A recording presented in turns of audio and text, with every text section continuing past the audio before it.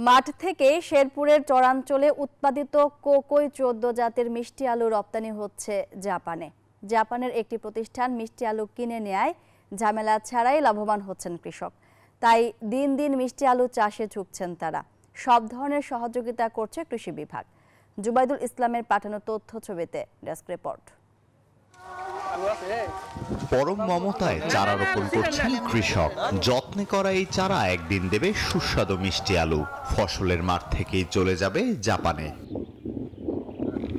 এক সময় কেবল ক্ষুধা নিবারণের জন্য আবাদ হলেও এখন মিষ্টি আলু রফতানি করে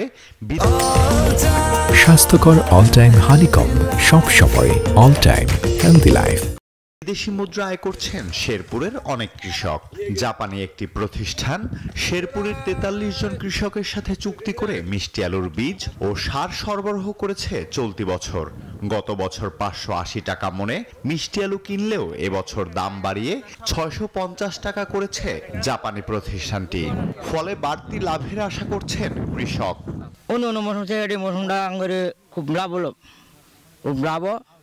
এবার আমি ৫০ করছি, ইনশাল্লাহ মালিকের দোয়া আলুটা ফলনও ভালাই দেখা যায়, গাছ জলে ভালাই দেখা যায়। পার্শ্ববর্তী লোকের কাছে শুনছি যে এটা বলে ইনকাম ভালোই, লাভ ভালোই। এবার এই জন্যই ১.৫ জমি লাগাইছি। আলু খেতে কাজ করে বাড়তি আয় করছেন অনেক শ্রমিক। আলু মালু তুলছি, ক্যারেট করছি, ক্যারেট মানে বইরে দিছি, পাশে থাকি আনের মনে করুন টাকা টাকা ঠিকই দিছে।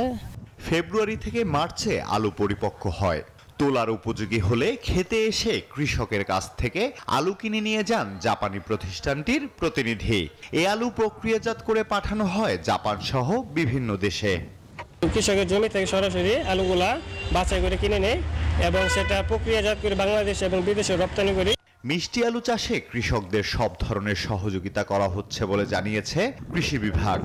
অন্যান্য কৃষকরা উৎসাহিত, তাদের নিজের জমিতে তারা উৎপাদনের আগ্রহ প্রকাশ করছে। আমরা কৃষি বিভাগ তাদেরকে এই বিষয়ে প্রশিক্ষণ সহ অন্যান্য কারিগরি পরামর্শ প্রদান করতেছি।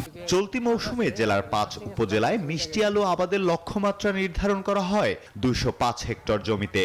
লক্ষ্যমাত্রা ছাড়িয়ে মিষ্টি আলু আবাদ হয়েছে ২১২ হেক্টর জমিতে। Desk report, news 24।